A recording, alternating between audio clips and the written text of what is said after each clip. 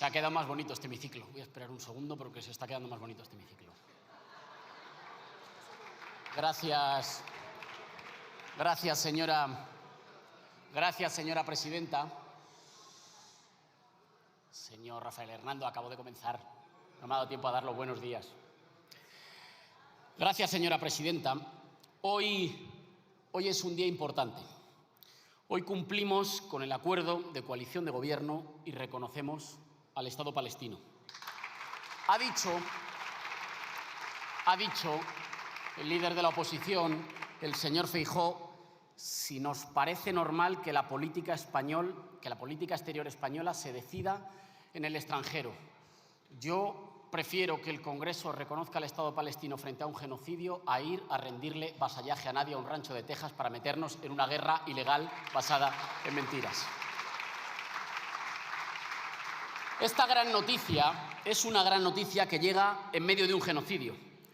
Así que no la podemos festejar mucho porque llega en medio de una tragedia descomunal. Por eso, para nosotras y para nosotros, es el punto de partida, no el punto de llegada. Tras este paso valiente hacen falta muchos pasos más, con decisión. España debe exigir el cumplimiento de las resoluciones de Naciones Unidas, de alto el fuego, de entrada de ayuda humanitaria y de reconstrucción de Gaza. El Gobierno, siguiendo lo que ya es una demanda social mayoritaria en nuestro país, debe apoyar sin reservas la denuncia sudafricana ante la Corte Internacional de Justicia contra el Gobierno del ultraderechista Netanyahu por genocidio. Y debe apoyar la petición del fiscal de la Corte Penal Internacional que ha solicitado el arresto de Netanyahu por crímenes de guerra y exterminio. De hecho, nosotros consideramos que el fiscal general del Estado debería hacerse eco y abrir acusación por crímenes de guerra sobre la base del testimonio de los 130 hispano-gazatíes desplazados. Además, España tiene que adoptar de una vez por todas el embargo total, completo, permanente a la compraventa de armas con Israel y a toda relación militar. Y tiene que promover con urgencia la ruptura del acuerdo comercial entre la Unión Europea e Israel. Ahora bien, algo ha cambiado drásticamente esta semana y hay que hacerse cargo. Tras la petición de la Fiscalía de la Corte Penal Internacional de arresto contra el presidente de Israel, Netanyahu, se hace aún más insostenible para nuestro Gobierno mantener relaciones con el Gobierno genocida de Israel. Si ha tenido sentido retirar a la embajadora española de Argentina por los insultos de Milei, ¿cómo no va a tener sentido retirar a nuestra embajadora de Tel Aviv por 35.000 asesinados, 15.000 de ellos niños? Dice Israel ahora que va a tomar medidas porque hayamos reconocido el Estado palestino. Estamos profundamente orgullosos de haberlo reconocido, estamos profundamente orgullosos de las medidas que vengan, pero exigimos adelantarlo y hacerlo con coraje. Señor presidente, está bien la firmeza con el ultraderechista Milei, pero la coherencia obliga, como mínimo, a la misma firmeza contra el genocida Netanyahu. En su discurso se ha referido, aunque otros portavoces han hecho poca alusión, al Consejo Europeo en un momento decisivo para la Unión Europea. Hace unos meses conocimos las nuevas normas fiscales europeas y no son una buena noticia. Las nuevas normas fiscales europeas suponen una vuelta atrás, una vuelta a la austeridad y los recortes que, por desgracia, han votado conjuntamente el Partido Popular Europeo y la socialdemocracia europea. Y el problema es este. El problema es que el Partido Socialista es a la vez dos cosas. Aquí es el partido que gobierna con Sumar. En Europa es el partido que ha votado con el Partido Popular Europeo la vuelta a las reglas de la austeridad, que es un retroceso económico y es un retroceso social. En el momento en el que lo que necesitamos son inversiones masivas para la transición verde y la revolución digital, en el momento en el que lo que necesitamos es más inversiones para la protección social, el regreso de la austeridad entraña el riesgo de que Europa se quede descolgada del progreso. Y además de ser injusta en términos sociales, la austeridad es contraproducente en términos políticos, es peligrosa. La extrema derecha es hija de la austeridad. No hay manera de plantarse ante la extrema derecha sin plantarse antes a la austeridad, sin plantarse antes frente a las políticas neoliberales que siembran la incertidumbre, la precariedad, el miedo, el odio, el resentimiento y, por tanto, a estos señores que acaban de abandonar el Pleno. El modelo que nosotros proponemos, el modelo de política económica europea que nosotros proponemos, no es un modelo teórico, es un modelo que ya se ha practicado, que ya hemos desarrollado y que ha funcionado. Ante la pandemia, la mutualización de la deuda y los ERTEs sujetaron familias y empresas, evitaron la destrucción del tejido productivo y del empleo. Y a continuación desarrollamos políticas con los fondos Next Generation que han garantizado que la economía española esté experimentando un crecimiento mucho mayor de lo esperado y mucho mayor que la media europea. España cuenta actualmente con 21 millones de ocupados, 10 millones de los cuales son mujeres, en una cifra récord. Así que lo que proponemos desde Sumar es tan sencillo como hacer de las políticas excepcionales que nos ayudaron contra el COVID y que nos ayudaron contra la crisis derivada de la invasión de Ucrania, políticas permanentes de desarrollo en la Unión Europea. En primer lugar, una política industrial activa, impulsada por los Estados para conseguir autonomía estratégica para Europa, para no depender de otros en la energía, en los microchips, en los alimentos o en las vacunas. En segundo lugar, liderar la transición verde, porque hay miles de empleos de calidad que podemos generar descarbonizando y electrificando la economía, para liberarnos de la dependencia de la energía fósil de potencias extranjeras, para ser un polo de atracción de inversiones gracias al aumento de la competitividad, gracias a la reducción de los costes energéticos y para impulsar una fiscalidad climática que haga que pague más quien más contamina y que garantice que la transición ecosocial es una transición justa, que ayuda a quien más lo necesita y que hace pagar a quien más contamina. Y el tercer pilar para nosotros es el pilar de una Europa fuerte, porque es una Europa socialmente justa. Esto pasa por la Carta Social Europea, la calidad del empleo y la redistribución de la renta. Esto pasa por la lucha contra el dumping social y contra la competencia a la baja en economías low cost. Esto pasa por la armonización de la política fiscal europea con un tipo mínimo en el impuesto de sociedades del 21%. Señor presidente, usted señalaba antes, y es verdad, y lo acabamos de resaltar nosotros también, que la economía española está creciendo y nos alegramos mucho de ello. De hecho, trabajamos para ello, con una idea central. Solo crecen las economías en las que crece la vida cotidiana de las familias trabajadoras. Ahora bien, nosotros no compartimos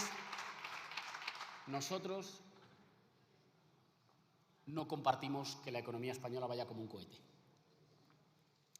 Creemos que el gran reto que tenemos es trasladar los datos macroeconómicos a los datos de la vida cotidiana de las familias trabajadoras y de los autónomos en España. La economía española no va a ir como un cohete hasta que la gente esté libre del agobio a final de mes, hasta que la gente esté libre de la asfixia de la vivienda, hasta que la gente esté libre de una vida permanentemente cuesta arriba en la que ningún esfuerzo parece ser suficiente. Y esta es nuestra diferencia y debería ser nuestra prioridad. La economía española irá como un cohete cuando la economía de las familias vaya como un cohete. Y para eso hay dos retos fundamentales para Sumar.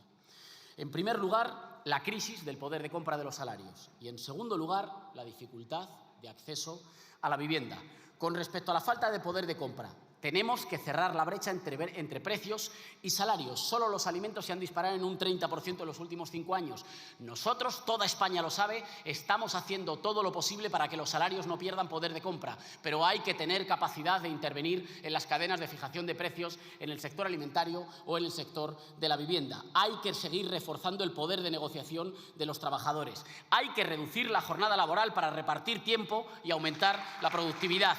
Y hay que desarrollar un impuesto que grave los beneficios extraordinarios en la cadena alimentaria para corregir los comportamientos abusivos en la fijación de precios. Con respecto a la vivienda, por muchos esfuerzos que estemos haciendo en el aumento de los salarios, por muchos esfuerzos que hagamos en la protección social, si no cerramos el agujero negro de la vivienda, todos los esfuerzos que hace el Estado y todos los esfuerzos que hacen las familias trabajadoras se lo acaban comiendo los rentistas y se lo acaban comiendo los fondos buitres. Es la gran asignatura del Estado del bienestar en España. Hay que gravar o impedir la compra para la especulación, así como desincentivar la vivienda vacía.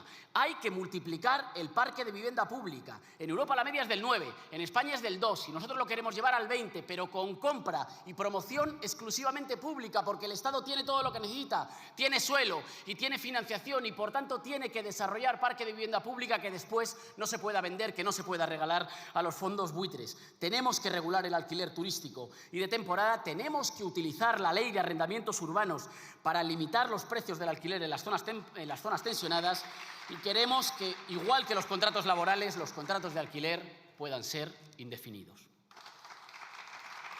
Señor presidente, con todo, a nosotros nos parece que esto es lo fundamental, pero sin embargo no es el tema de mayor actualidad. Hay otros temas que han ocupado más actualidad. Miren, hay una maravillosa novela de Eric Boullard llamada El orden del día, en la que, apenas narrando una reunión, se nos muestra de manera magistral la complicidad de los grandes industriales alemanes con el ascenso del totalitarismo hace un siglo. Un poco avergonzados de tener que apoyar a un tipo un poco extravagante, pero confiados en poder manejarle y enamorados de sus promesas en tiempos de inestabilidad, de disciplinar a la plebe y de acabar con cualquier veleidad igualitarista o de justicia social. De la visita de Javier Milei a España, lo más grave no han sido sus salidas de tono, no han sido sus insultos para tapar la dramática situación social y económica en la que está dejando a su país, ni siquiera ha sido lo más grave la equidistancia de un Partido Popular cada vez más presa de unos cuervos a los que alimenta, pero que van a por sus ojos. A nuestro juicio, lo más grave de la visita de Javier Milei a España ha sido su foto sonriente con los altos representantes de la oligarquía española. Eso ha sido lo más grave.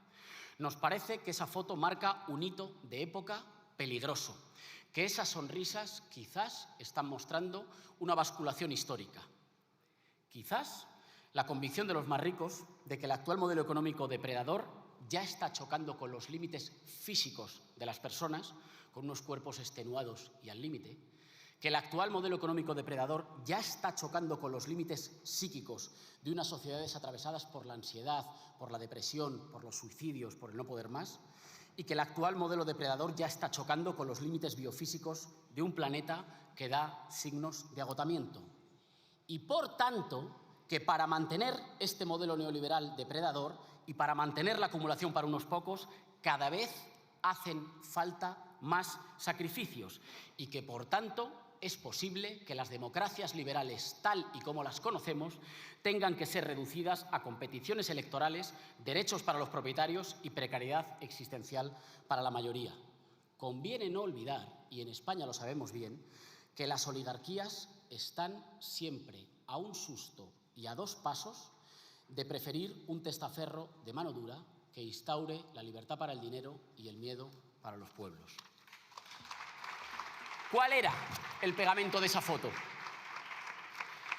¿Cuál era el pegamento de la Macedonia de reaccionarios que se juntaron en Madrid, unos proteccionistas, otros ordoliberales, que decían cosas diferentes?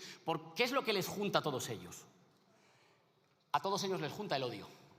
A todos ellos les junta el odio a nosotros, el odio a quienes defendemos la justicia social como valor, el odio a las mujeres, el odio a las personas LGTBI.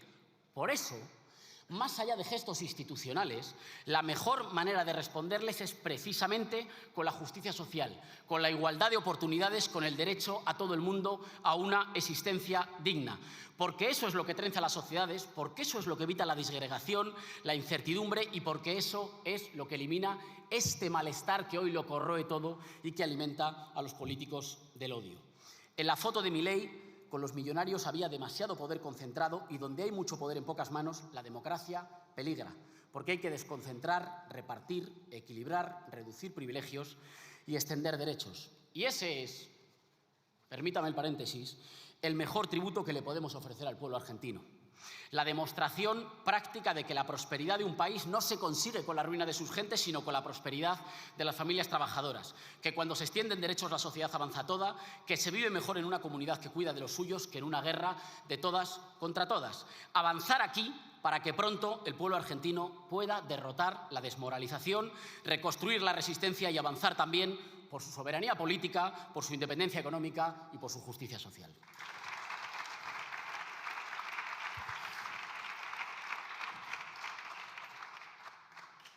Señor Sánchez, señor presidente, en una comparecencia suya de hace aproximadamente 5 meses, dijimos aquí, en esta misma tribuna, que la distribución del poder y de la riqueza en España es tan abrumadoramente desigual que afecta al pluralismo político. Porque resulta que cuando hay gobiernos progresistas, estos tienen un 20% del poder, rodeado de un 80% de poderes de veto y de tutela conservadores. en la sociedad civil, en la economía y en el Estado, mientras que cuando hay gobiernos de derechas, estos cuentan con todos los poderes económicos y aparatos estatales alineados y remando a favor. Esto lo dijimos hace 5 meses y es posible que a algunos aquella expresión les pareciera exagerada. 4 meses después, hace un mes, en su siguiente comparecencia, dijimos literalmente que para que el más tibio reformismo sea posible en España, hay que corregir esa brutal asimetría de poder, que en las pasadas elecciones generales habíamos ganado tiempo, pero que ese tiempo y esa mayoría había que usarla para salir de la permanente posición defensiva o que lo acabaríamos pagando, y que eso pasaba por una agenda ambiciosa y valiente de democratización del Estado, de democratización de la economía, de construir más poder para quienes menos tienen a costa de reducir los privilegios de quienes más tienen. Dijimos también que no bastaba con ganar elecciones, que sin transformar siempre estaríamos condenados a gobernar como inquilinos en un Estado de otros, en una casa ajena, en la que los dueños nos permitían cambiar la decoración a costa de no hacer ninguna reforma estructural, que para eso la casa es suya. Es posible que entonces estas afirmaciones a algunos le parecieran una inflamada retórica izquierdista. Pues bien, pocas semanas después, el presidente del Gobierno, usted, señor Sánchez, anunciaba que se tomaba 5 días de reflexión para valorar si podía continuar, si le merecía la pena, pese al hostigamiento de unos sectores conservadores que están dispuestos a todo cuando las urnas no le dan la razón. Nosotros lo señalamos varias veces en esta Cámara. En honor a la verdad, hay que decir que el acoso de los poderes que no se someten a las urnas contra quienes les resultan incómodos no empezó entonces y no empezó con usted, señor presidente. Le venía décadas pasando a sindicalistas y a movimientos sociales, a independentistas o a la izquierda extraparlamentaria. Lo conocemos muy bien de cerca, en primera persona, en primerísima persona. Le ha pasado a mucha gente en esta Cámara. Le había pasado a Pablo Iglesias e Irene Montero, le había pasado a Ada Colau, le había pasado a Mónica Oltra. Con todo, ese hostigamiento esta vez llegaba a las puertas de la Moncloa y sus 5 días de reflexión abrieron un debate general en España, ya no solo entre círculos muy politizados. Abrieron una pregunta a la vista de todos los españoles. Para nosotros se reveló un límite estructural del sistema político español. La concentración de poder tras décadas de oligarquización dejaba encima de la mesa la pregunta: ¿tenemos derecho las izquierdas a gobernar en España ejerciendo como tales? ¿Nosotros podemos gobernar si las urnas nos dan la razón? ¿O tenemos que estar todo el rato pidiendo perdón y pidiendo permiso? No vaya a ser que molestemos a los dueños reales del poder. Esa es la pregunta fundamental que se ha abierto en nuestro país. Y tras aquellos días excepcionales sabemos la respuesta.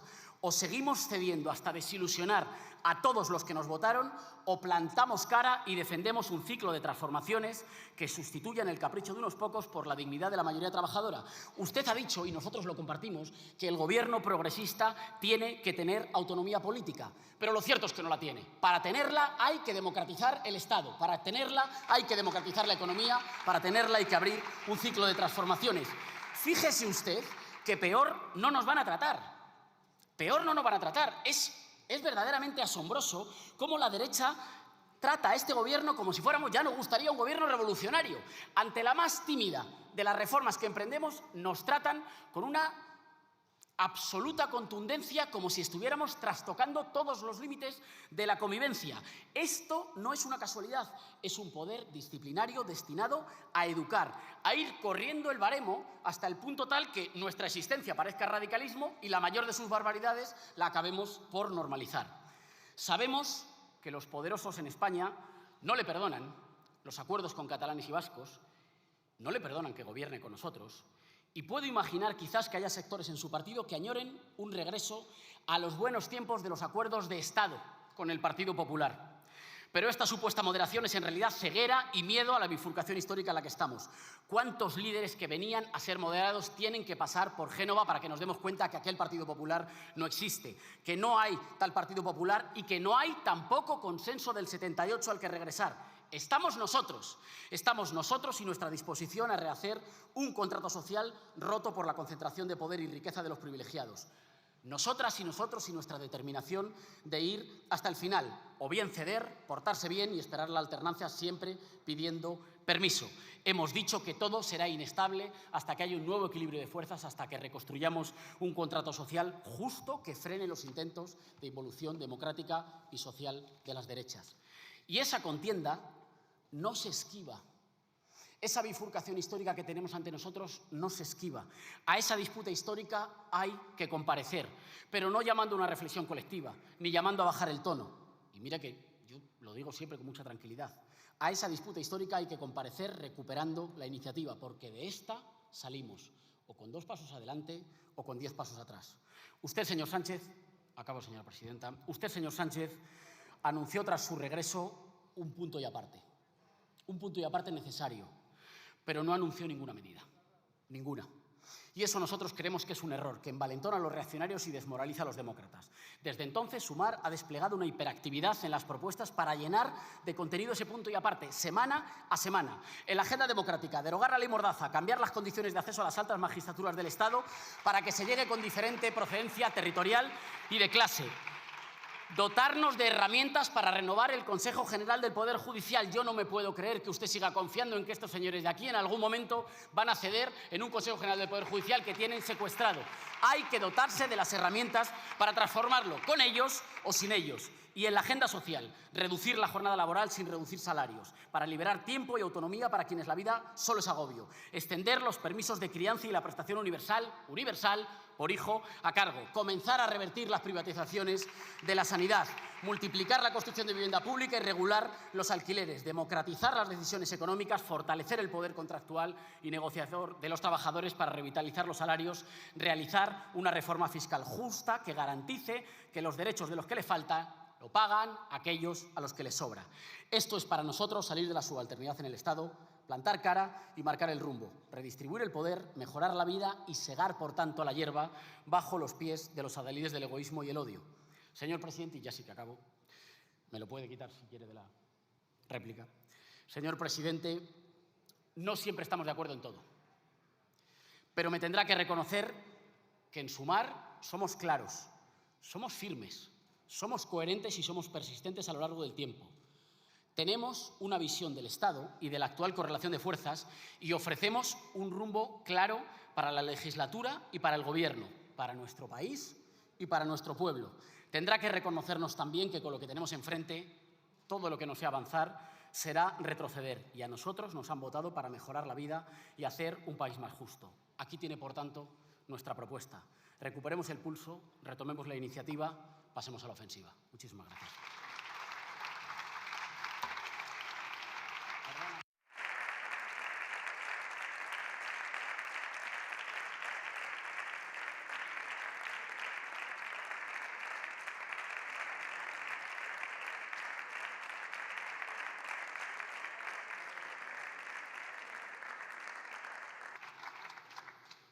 Muchas gracias, señor Errejón. Por el Grupo Parlamentario Republicano tiene ahora la palabra el señor Rufián Romero, también